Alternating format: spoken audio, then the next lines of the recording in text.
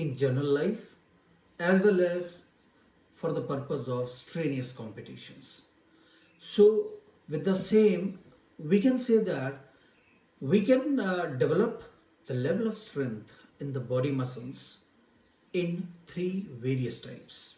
There are basically two categories like general exercise, second one is specific exercises.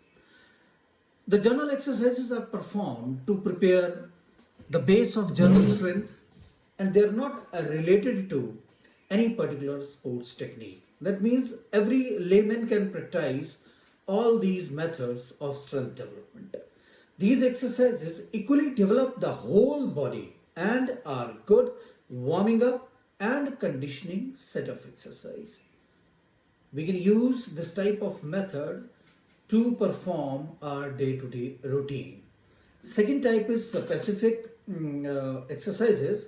These are those exercises which are directly linked to specific muscle group. That means involved in the techniques of specific sports. Like we have to play cricket. So in that game, we have to apply our footsteps along with our torso movement with the bat. That means if we have to catch, then we have to make the similar characteristics which a player need in cricket. Similarly, if he want to play football, there is a very less movements in torso in that game because the limbs they are totally prohibited in that game. That time we have to apply lower limbs for the exercise purpose where we have to trap the ball, we have to kick the ball, we have to receive the ball, we have to pass the ball. Means to say where the specific muscle region is required to perform that particular skill, we usually perform specific exercises mode for the same.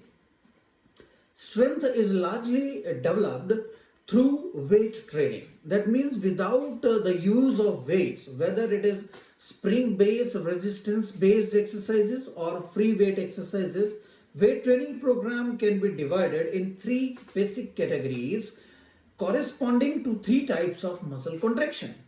Because the contractions, they are of various types in the muscles like eccentric, concentric, flexion, abduction, subduction, plantar flexion, circumduction. Similarly, for the strength development, basically we use three types of method. First is isometric type of method.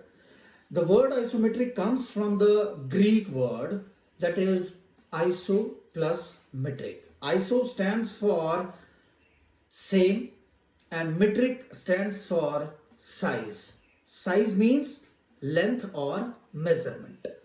Isometric contraction means testing the muscle without the muscle itself changes its length. That's very important. It was developed by Hittinger or Muller in 1953. Isometric exercises are also known as static strength training. These exercises, the length of muscles and the angle of the joint remain same and do not change its length and size.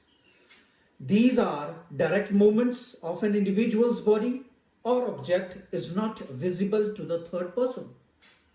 Means individual does muscular efforts with a result in no visible movements. For example, if we suspend a weight from our hand, which is too heavy for the arms, muscles to lift, what would happen? The weight will result in the development of tension without shortening of muscle. This type of muscular tension without contraction is technically called isometric strength development method. However, some sort of movement during isometric training, which is called as tremor, especially useful for conditioning and training, where gain in strength as compared to flexibility is more important. That means are used by the weightlifters, bodybuilders, wrestlers,